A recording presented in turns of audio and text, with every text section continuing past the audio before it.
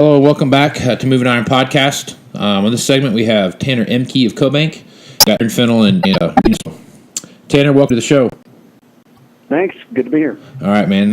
It's been a little bit since I had you on last time, and last time we talked about NAFTA quite a bit and where that was going, and now we've got some steel tariffs that have popped up here in the last week or so. So, how do you see the tariffs working out, and how do you see it working with the economy? Well, the main important thing is I think we can use our leverage to say, you know what, you have to buy our soybeans. And I think the Chinese have some leverage. They've got some wiggle room here. They don't have to buy every single bushel of soybeans from the United States because in the past past marketing year here, we've seen the Chinese shift a lot of their purchasing down to South America. One, because they had the bushels. Two, because the Brazilians had higher protein in their soybeans. And so the Chinese are getting more for their money. And so two motivating factors there for the Chinese to buy more from South America. Now, we have seen an uptick in export sales here recently to the Chinese from the U.S., but those export sales purchases could be switched down to South America. So it's not exactly like we've got some magical grip over the Chinese where we can do whatever we want. They do have room to leverage here against the U.S., and they're going to use agriculture. The other thing is, why are they picking soybeans? Well, we've got a few politicians that they want to send a message to. Number one is Mike Pence. He's a vice president, obviously, from Indiana, soybean state. You've got Trump, obviously, was carried by rural America in the election, and so they're intent on sending a message where it hurts. They watch American politics just as much as we do, if not more, and so they are intent on sending a message where they have the most leverage. So, yeah, the trade talk, it's hard to understate the risk here.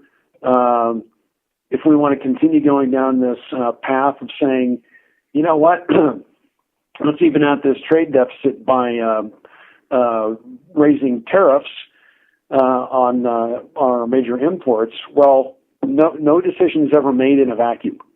Someone's going to end up paying for something down the road as an unintended consequence. My concern is that the White House sees agriculture as a dispensable vote.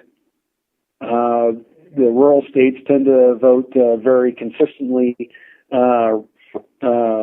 There's a very strong Republican lean to agriculture. My fear is that the White House would want to make a decision at the expense of rural agricultural states to try to pick up swing votes in some of these steel states or Rust Belt states. That's my concern. Now, there's other politicos out there that follow this stuff more closely than I do that may have more of an opinion on that.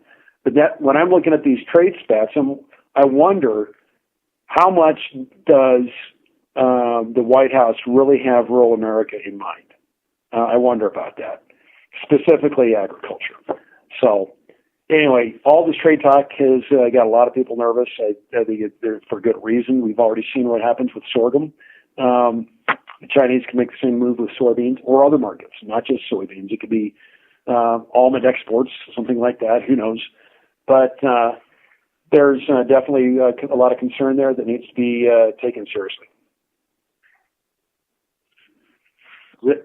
So how does that answer, you think? Oh yeah, that you nailed it. That was awesome. So how is the what they're talking about with the biofuel stuff? Here in the last couple of days, they've talked about that where they have they're wanting to change that up significantly from what it was, and there's some pretty big reactions that could come from that. So how's that going to play into it, and what are you hearing about the renewable fuel credits? Well, there's clearly, again, a lot of concern here in the last week. But Trump sat with the ethanol lobby and some of the from the energy sector, and a couple of meetings talked about what's saying wanting to come up with some grand bargain. Ethanol doesn't want that. They don't want any grand bargain. What they want to see is the president committed to biofuels, like he said on the campaign trail before he got elected.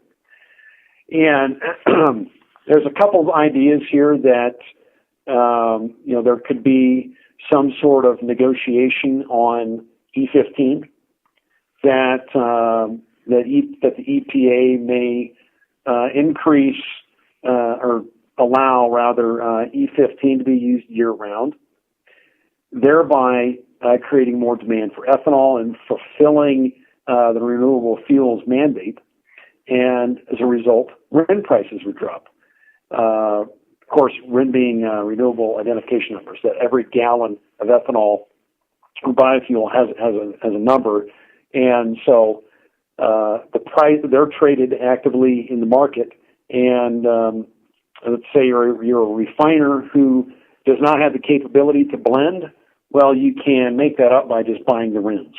You don't have to blend. You just buy these RINs from somebody else, and therefore you fulfill the mandate.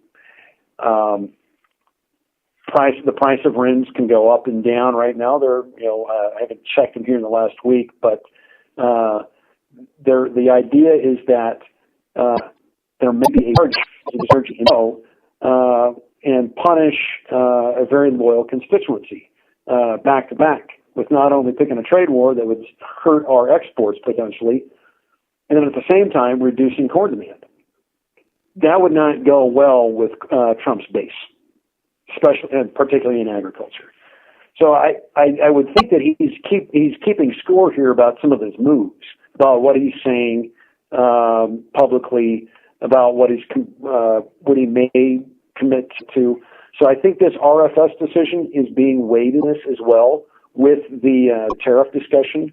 I would imagine that some of his staff is thinking about this, saying, hey, President Trump, you've got a very loyal base here among farmers that we can't push them around too much because they pulled for us. They're a very loyal constituency.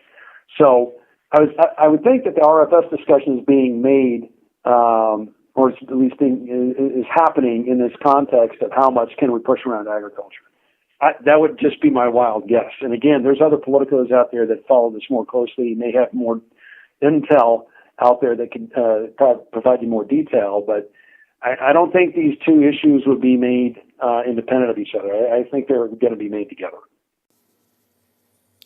That's a lot of good information there. A lot of that all greatly affects farmers and ranchers every day. So can you talk a little bit about, like this year, the USDA has forecasted for net farm income levels to be significantly low again. What kind of a rippling effect is that going to have on rural economies? Well, it's not going to be good. I think here in the past year, let's just do a quick recap. Where we're at right now has been noticeably better based on what we've seen at CoBank and what we hear from our partners out there in the farm credit system and with our customers and the cooperative customers. Farm benefit from some of the phenomenal yields that we had last year. And that saved a lot of farmers, at least at the very minimum, got farmers another year in the game to where they could stay in the game financially. At the end of 2017, this is just as a side note, we saw a noticeable increase in the amount of business that CoBank does with co-ops. And we think that had to do with two things. One, farmers, tax-wise, were showing a loss for 2017, and they had record yields, which were going to show positive income for 2018. So their tax planners were saying, hey, you know what you need to do? You need to move some bushels from 2018 sales to 2017. So you can shift some of this income over into a year where you're showing a deficit. So from a farm financial perspective, are operating loans and financing land purchases or machinery purchases and things like that. The feeling is that the positive momentum now is just that if we want to continue the cushion in farming, we have record yields to make up for these low prices, which in the long run kind of perpetuates this issue of lower prices. But yields do matter, and we saw it this year. Yields are what kept a lot of farmers in the game. Farm machinery sales are up. You guys, I'm sure, are watching that. This was after a number of years of delaying sales.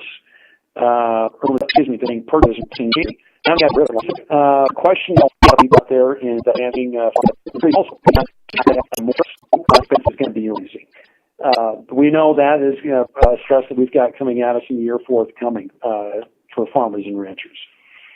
At the same time, you've also got a world that continues to be awash in commodities, in agricultural commodities.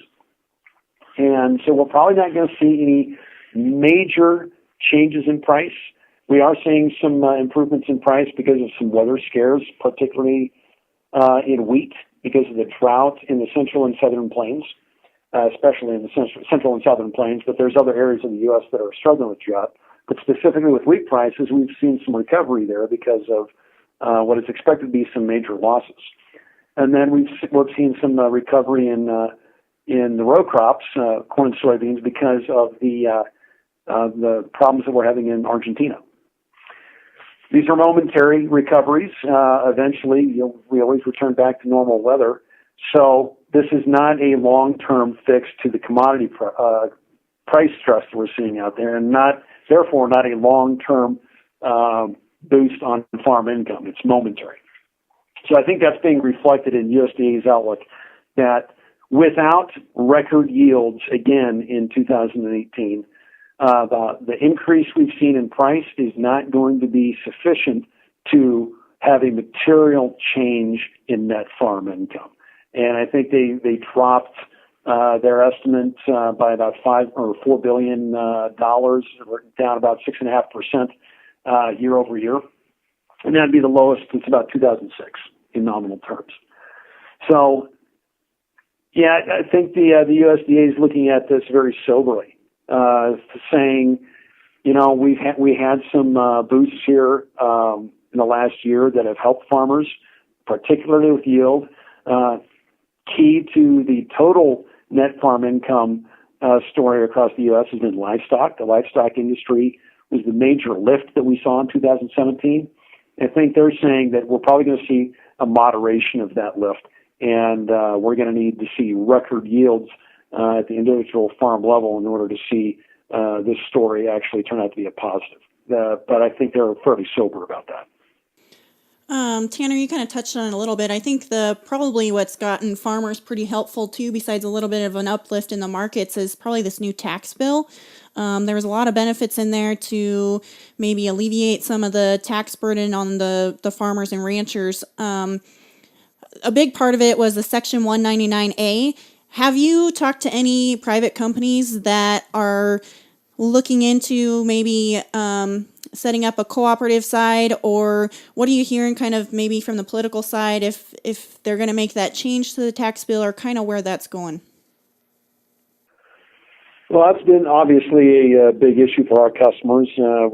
We do business with both private companies and co-ops, and so we've had questions from private companies on how they can become a co-op, and it's not an easy thing to make happen. There are companies out there that have said so publicly that they intend on trying to become a co-op, but I know on Capitol Hill, politically wise, this is not going to go over very well. Capitol Hill has done a knee jerk on this, and they want to undo it. We'll see what happens. I mean, I think they've got a timeline here. They need to get it done here in March, I think, is a bill. You probably have better luck getting the inside baseball story, talking to somebody who's a lobbyist. But I just in talks with our customers, this is something that politically has caused some problems, and that co-ops are going to benefit very handsomely from this, because now, as if you're a private company, and the farmer benefits tax-wise by selling only to co-ops. Well, now if you're a private grain company, for instance, you need to bid up. You need to shorten or narrow your basis or increase your local bid to compete against a co-op, or just buy straight from the co-op. And some privates don't want to do that for obvious reasons. Logistically, that's cost, or they just have to increase their bid, which raises their cost also. So they want to avoid that, and if they can become a co-op, they benefit from this tax advantage that farmers get by doing business with them. Well, it's not so easy. There's a whole lot of legal issues going on there with switching over from being a private company into a co-op. It's not just you don't sign a document and done. It's a pretty involved process, probably more so than some may think. So I know that this is this is causing a lot of heated discussions out there, and I've heard them all. And so I'm reluctant to say too much because CoBank is doing business with both sides, and so we don't want our customers. We don't want any of our customers being at a disadvantage, but neither do we want unfair competition out there. Just in the spirit of free markets, it's good to have things. It's good to have a free market. That being said, though, some of our customers benefit, and so it just puts your private customers in a little bit of a quandary. So where this goes, I don't know. Capitol Hill is not the most functional place these days, and so whether a change would come or not, I'm not hopeful on any change of any significance, bipartisan-wise, something in Capitol Hill. But there may be some who say, you know what, this is something that could actually happen. Again, I don't have the inside baseball on it. You might want to talk to somebody who's on the inside of Washington, D.C. would have a better view of that than I would. Tanner, being that you guys do so much with co-ops, and given the current ag economy and on-farm, nothing is rosy in ag, so to speak. What kind of shape are co-ops as a whole? How are they sitting across the country? Well, co-ops, they make their margin a lot, most of their margin on basis and on trading basis. They also make margin on grain handling, storage, and making money on carry in the grain markets. Now, I do want to point out it's not just grain companies we do business with. There's a lot of farmer co-ops out there that have nothing to do with grain. So I don't want to focus the conversation exclusively just on grain. But that is the bulk of our business, the bulk of our customers, co-op customers anyway. And, when you look at things like accounts receivable, there's a little bit of stress coming out. Or you can see a little bit of stress in accounts receivables. AR is increasing in some places. This past year, with these record yields, farmers have got a little bit more cash, and so their accounts receivables are not as bad as they once were. One thing that we have talked about with our co-ops is what they're doing with some of the alternative financing. So what I mean by that is seller financing. When the co-op finances a sale of seed or chemical or fertilizer,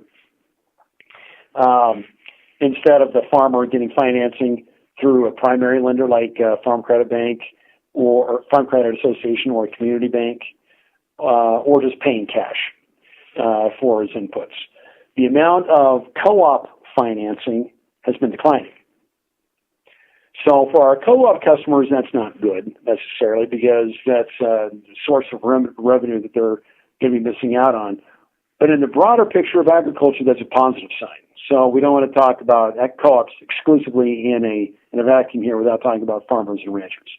Farmers and ranchers, like we talked about earlier, appear to be in a stronger financial position, and so therefore they've got some cash to buy their inputs, and that means less of some of these other revenue-generating things like financing that co-ops have benefited from. So that arm of revenue for co-ops has been down.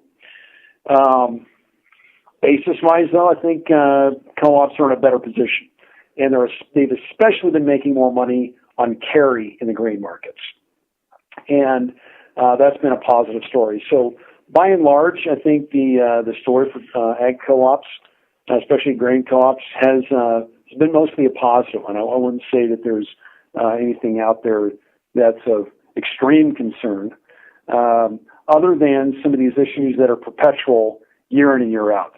It's hard to find good labor. You've always got pressures to consolidate, as you know, executive directors or managers of a co-op retire. Well, it's hard to find somebody to replace that co-op, to replace that manager, and so maybe the thing to do is just merge with the neighboring co-op down the road. Those pressures are always going to be there. The cost of labor is never going to go down. It always goes up. The labor market is continually getting tighter. That's the truth across the general economy, but especially so in rural America. I know a lot of counties out there in the rural part of the country are dealing with some excruciatingly tight labor markets. We're talking like 2.5–3% unemployment. I mean, there are basically no people left to be hired. Your talent pool has been sapped up. So from that perspective, that's always been a headache for co-ops. I don't see that that's going to be going away anytime soon. So regardless of the financial position of co-ops, some of these stressors are never going to go away. And I fear that they're only going to get worse. And so that creates some other stresses down the road in terms of transition strategies, in terms of just having the people to staff an operation, to man the facilities, to have a guy out there to drive the sprayer for your customers. Those are some issues that are ongoing, and unfortunately, I don't have any positive views there. It's something that everyone in agriculture is going to be dealing with here in the years forthcoming. So, one last question, Tanner, and we'll get it wrapped up here. Looking at the first quarter of the year, this gets almost wrapped up here. We're headed into the springtime. What's your outlook right now for the rest of the remaining first half of 2018? For the general ag economy? Yeah, just overall, just with the current conditions that you see and the crop situations that we're in, especially being from Kansas where wheat is a big deal. I mean, how do you see that shaping up, and how do you see that playing out? Well, agriculture is obviously a very diverse industry, and some of our customers are doing very well. But throughout the midsection of the Farm Belt in the Midwest and the Great Plains, like I said, we're entering 2018 on firmer footing, it appears, because of some of the record yields that we had last year. Now, that being said, we've got some concerns, especially when you look at the central and southern plains. You've got some excruciating drought that's going on. It's the driest winter on record. In Kansas, when you look at crop conditions there and where we are in soil moisture, that's not a good story. And so the benefit of big yields last year is probably going to be tempered this year by some very mediocre yields if we don't start seeing some recovery in soil moisture. So that's going to be, in addition to some financial stress out there for a lot of people. Prices have recovered, but what's a higher grain price mean if you don't have a crop to harvest? So for those farmers out there, I'm concerned.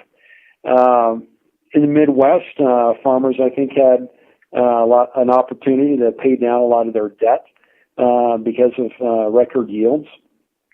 Prices have recovered. We'll see what happens with yields this year. Obviously, we've got a long stretch in front of us. But let's say we have, the strength that we've seen here recently in the markets continues or let's say, for instance, optimistically, that farmers lock in some of these prices. For a lot of farmers, they're going to be in the black.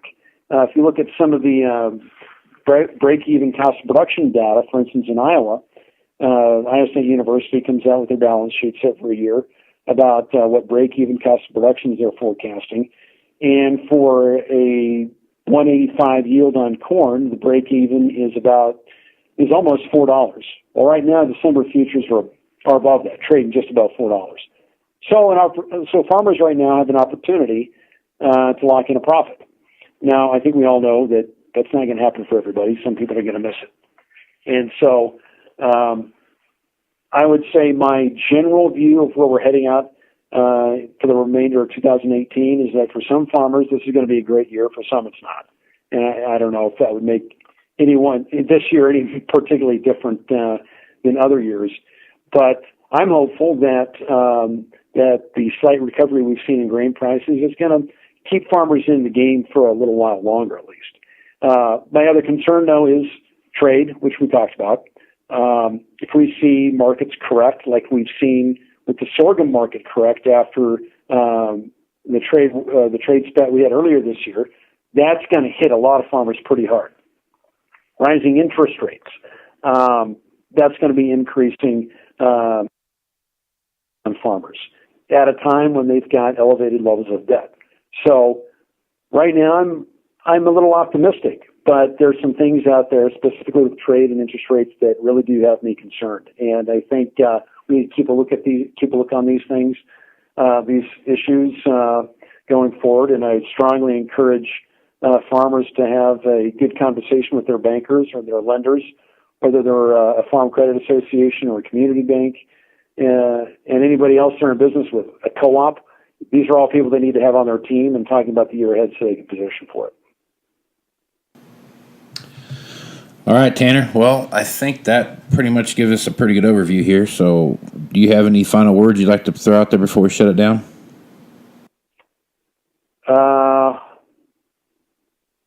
Let's see. Leasing, go to your ag director. I won't make a plug. I think that's it. Right on, man. Well, thanks for being on the podcast, Tanner. Aaron, do you have anything before we should close it down? I don't. That was really good information, Tanner. Thank you. Gina? You Thanks. bet. Yeah, glad to do it. Thanks, Tanner. All right. Well, thanks, Sure Tanner. thing, guys. All right, take care, buddy. Yeah, see ya. Bye. Yeah, bye. All right, well, I think that's going to do it for this edition of the Moving Iron Podcast. I'd like to thank Tanner Ehmke of CoBank, Sean Skaggs of Livingston Machinery, Chip Nellinger of Blue Reef Agri-Marketing. You can find us, all of us, on internet. I'm at Moving Iron LLC on Facebook, Twitter, and Instagram. Aaron, where are you at?